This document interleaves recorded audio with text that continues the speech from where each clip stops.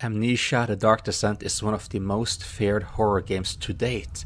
It puts you in the shoes of Daniel, someone who has decided to erase all his memories due to a series of horrifying events in his very recent past. This makes it easier for you to connect with him, because when first playing the game, you are not supposed to know anything about the game's ongoings either.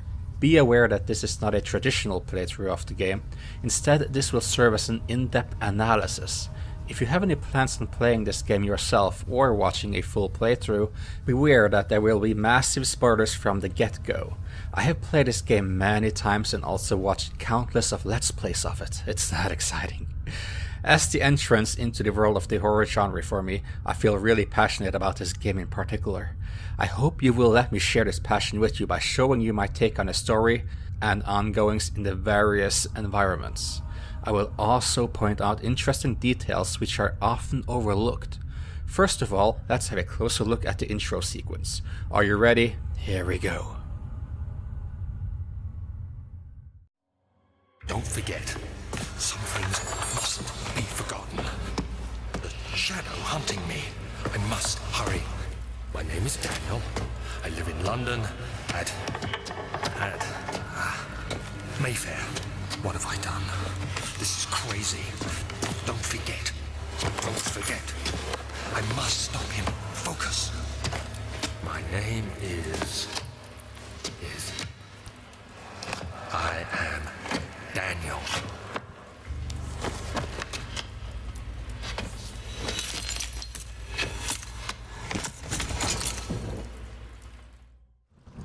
This horror experience starts off once the Damascus Rose flavored Amnesia potion starts kicking in and Daniel challenges his own decision as he tries to resist its effects. Apparently some things should not be forgotten after all. At first thought, it is natural to question why he needs to remember anything at all. He drank his blissful forget elixir for a reason, and he made a note waiting for him ahead addressed to himself. But wait, that is just a thing though. He wrote his letter, downed the potion, and then had a shocking realization. He cannot remember his own name. How on earth is he going to take the letter to heart? The letter is crazy enough as it is, and easily discarded as someone else's crazy talk if he wakes up nameless, if you will, as he won't know he wrote the letter to himself. I will get back to this letter shortly, but first we need to let him have a walk around and come to his senses. The amnesia drink was said to be extremely efficient, yet they also say that the body remembers. While this was often the case for Brennenburg Castle's prisoners, I have reason to believe that in Daniel's case there is something different, something haunting him, a curse which one cannot easily escape. When Daniel starts following the trail of potion spillage, he staggers, trying to regain his balance as he hears a faint scream of terror.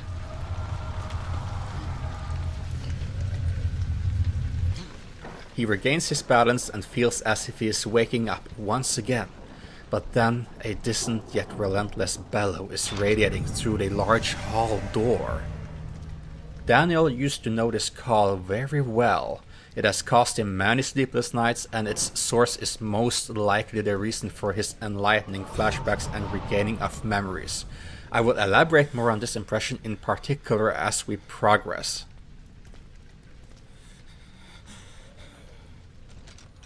Once Daniel ascends his first set of stairs, he starts to lose his grip on reality.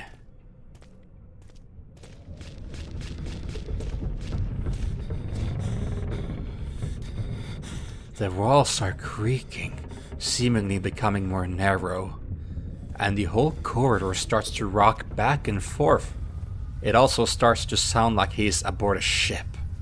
This might be due to a memory rebuilding, namely when he was traveling on SS Hortensia, something which I will get back to when I talk about various loading screen snippets, which often contain vague memory fragments of Daniel's past. The twisting alternation of reality ends just as Daniel hears the same scream once again, but this time much louder. If you listen very closely, this sounds very similar to the incident with Wilhelm and his men in the wine cellar, where their bodies would simply mutilate and burst due to what is referred to as poisoned wine. The movement of the chandelier indicates that this was not merely in Daniel's mind. At the same time, there is something here that is breaking down reality, and that very thing is a subject I definitely look forward to give my impression on.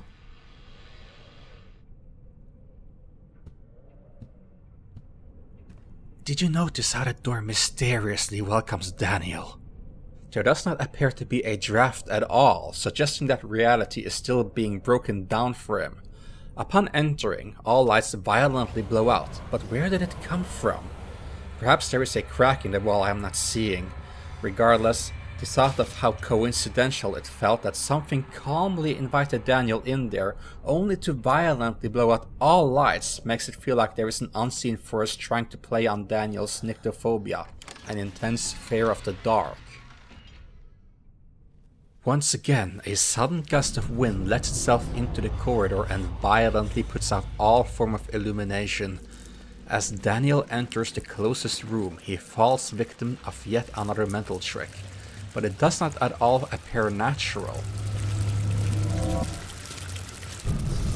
It almost sounds like something is forcing itself into Daniel's mind, and after that, lots of bugs appear seemingly out of nowhere. At the blink of an eye, they have all vanished. Once again, it almost feels as if an unseen force is projecting visions into Daniel's mind. If you listen very closely, once again you can hear the same scream as earlier, but this time much more faintly.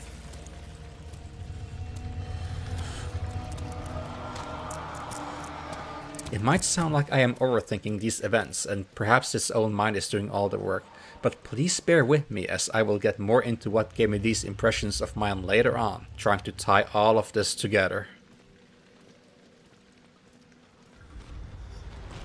As Daniel progresses, a small whirlwind is dancing in the middle of a room, causing some havoc. This also sends a lantern flying from the table and down to the ground. Due to this, it is common to notice the lantern right away. Craving for easier navigation, Daniel brings the Aldrin lantern with him and continues onward by opening the door ahead. However, the alternate outcome is a whole lot more mysterious. If, for some reason, this lantern is overlooked and Daniel stumbles ahead in the darkness, the door ahead is not only closed, but it will also appear to be locked. Then, upon backtracking and befriending the oil-hungry illumination device, what sounds like a loud grating breath is heard ahead.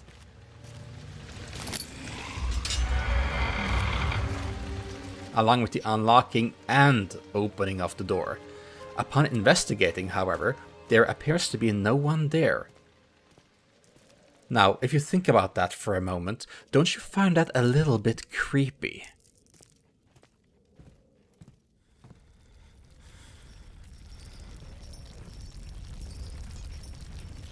The liquid trail ends in the study where former Daniel spent his last moments writing his final letter, detailing only the most essential of information in order to focus on the task at hand and not be distracted by traumatizing experiences and immense guilt.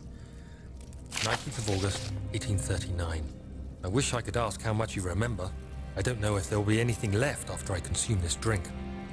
Don't be afraid, Daniel. I can't tell you why, but know this.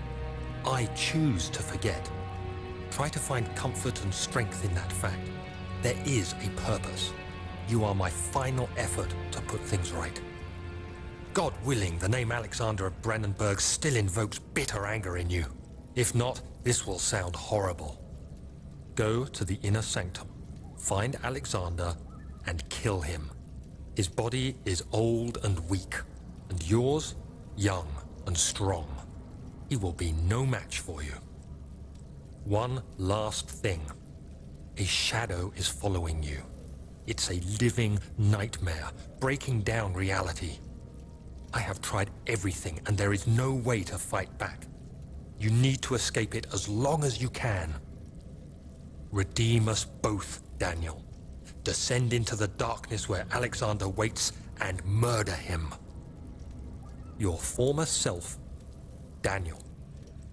By starting off with a fresh slate and neutral mind, Daniel regains his energy and he might be better able to tell right from wrong. With this in mind, it seems kind of ironic that he is tasked with killing a Baron, just like that. This is also where the dreadful unseen force is mentioned for the first time. It is being referred to as an unseen shadow cast by someone with a curse. Wherever the cursed person goes, death will often follow. I prefer to call this unseen entity the Guardian, as it serves as a guardian of mysterious ancient orbs. Now, let us talk about flashbacks. For starters, Daniel suddenly experiences his very first flashback, taking him back to a moment when he was still on friendly terms with Alexander, Baron of Brennenburg. Judging by the conversation, this is not Daniel's first day at the castle, but it might be the first day helping Alexander with something which is going to ferociously anger the Guardian of the Orbs, setting a point of no return for our protagonist. Alexander, is it inside the castle? In a manner of speaking. Come, bring the lamp. You've been to the refinery, have you not? I don't believe I have. Is it connected to the... what did you call it? The inner sanctum. My most precious chamber, Daniel. And it lies well beyond the refinery. In fact, it lies beneath the very stone of Brennenburg. There are rose petals on the floor, hinting toward the Damascus-flavored amnesia potion draining his memories. However, his memories start slowly coming back, mostly in form of flashbacks. If you pay close attention, you will notice something unnatural. Some petals are being pulled toward a strong, pulsating red glow, similar to a hellish glow produced by our stalking unseen entity. The Guardian and its orbs hold mysterious powers, and I believe that through the curse, Daniel is being forced to remember both useful and horrifying events. This is the only way I can explain the fact that Daniel experiences flashbacks of incidents he was nowhere near to begin with, like the incident in the wine cellar. These projected flashbacks might even be the Guardian's perception as it stalks its target. This could also explain why Daniel remembers hearing Alexander talking to Agrippa, although the conversation took place well before Daniel's lifetime. Yes, you heard right, Daniel was not born at the time, and that is an understatement. Perhaps the most notable thing going on here is the fact that this red glow seems to be leading the way where Daniel has to go. This serves the notion that perhaps the Guardian of the Orb wants him to proceed into the right direction, and fast, before it's too late. The mysterious thing about the Guardian is that at some point it seems like it wants to just grab Daniel by the life and squeeze it out of him slowly. At the same time it seems to protect him. On numerous occasions this will be pointed out, but I will leave that for another part. While this concludes the first part of my analysis, we are only just getting started.